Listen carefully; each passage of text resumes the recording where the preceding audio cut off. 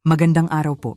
Ibinabahagi ng National Commission of Senior Citizens na matagumpay nating naipamahagi ang tig 100,000 cash gift sa 4 na AETA Centenarians sa Capas, Tarlac bilang bahagi ng Expanded Centenarians Act na kumikilala sa mga Pilipinong umabot sa edad na 100 taon.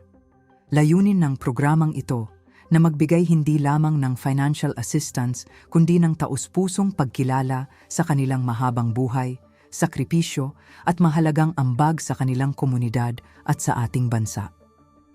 Kasabay ng cash gift, ipinagkaloob din sa mga benepisyaryo ang opisyal na felicitation letter mula sa Pangulo bilang simbolo ng pasasalamat at pagkilala ng pamahalaan sa kanilang natatanging milestone. Pinabilis ng NCSC sa pakikipagtulungan ng lokal na pamahalaan ang pagproseso ng kanilang aplikasyon upang masigurong agad nilang matanggap ang benepisyo na nararapat para sa kanila.